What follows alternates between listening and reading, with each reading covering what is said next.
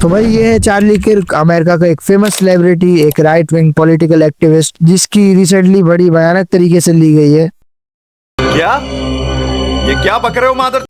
हुआ कुछ यूं कि ये बंदा अमेरिका के एक सूबे स्टेट उटा की एक यूनिवर्सिटी, उटा वैली यूनिवर्सिटी में कोई लेक्चर देने गया था और अचानक से उस पर एक गोली चलती है और डायरेक्ट चार्ली किर्क की गर्दन पर लगती है और बूम, अब लोग उससे तेजी से एम्बुलेंस पर उठाकर ले जा रहे हैं। लेकिन चार्ली किर्क, जो कि एक बाप, एक शौहर और एक बेटा था, अपने बच्चों के सामने गोली लगने के साथ ही दम तोड़ गया।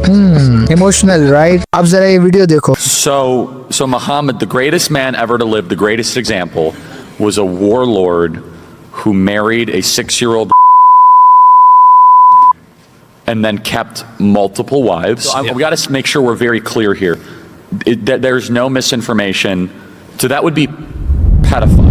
ये बंदा 30 साल का था। इस बंदे के पास पैसा था, फेम था और सोशल मीडिया पर इसकी काफी बड़ी फैन फॉलोइंग थी। पूरे अमेरिका में भी और यूरोप में भी लोग इसे काफी ज्यादा एडमायर करते थे। लेकिन इसने अपनी पूरी जिंदगी फलस्तीन में होने वाले जुल्म का साथ दिया और नौबत यहाँ तक पहुंची कि इसने इस्लाम और नबी करीम सल्लल्लाहु अलैहि वसल्लम की शान में गुस्ताखी की। और अब जब ये बंदा अपने मंतकी अंजाम को पहुंचा है तो कुछ सो कॉल्ड मुसलमानों को इस बात का दुख है। लोग कह रहे हैं कि ऐसा नहीं होना चाहिए था। क्यों नहीं होना चाहिए था? नहीं जी, उसके बच्चे सामने थे, ये था, वो था। ओ भाई, उसके बच्चों ने लिटरली उस वायलेंस का, उस जुल्म का, उस जेनोसाइड का 1% भी नहीं देखा जो गाजा के बच्चे हर रोज देख रहे हैं। चार्ली किर्क की मौत का दुख किसी को नहीं होना चाहिए। वो इस्लाम और मुसलमानों का खुला दुश्मन था। उसने रसूल करीम सल्लल्लाहु अलैहि वसल्लम के बारे में बकवास की। उसका दुख मनाना महज मगरबी प्रोपेगेंडा है। नबी करीम सल्लल्लाहु अलैहि वसल्लम की हदीस है कि जो जुल्म के खिलाफ खामोश रहता है तो वो भी उस जुल्म में शामिल होता है। ये चार्ली किर्क तो खामोश भी नहीं था। चार्ली किर्क ने खुलेआम इजराइल की हिमायत की। टेक्नोलॉजी के इस दौर में मीडिया भी एक बहुत बड़ा वेपन है।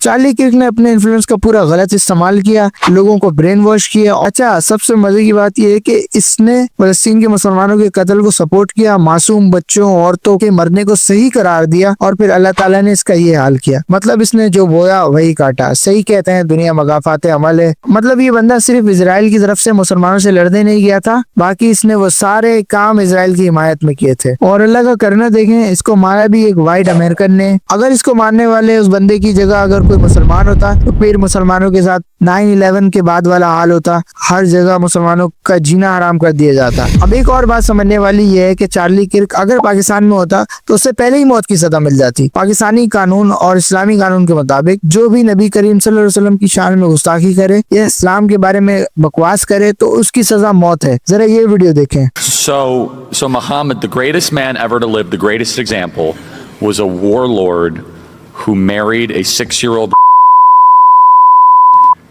and then kept multiple wives. So we got to make sure we're very clear here. There's no misinformation.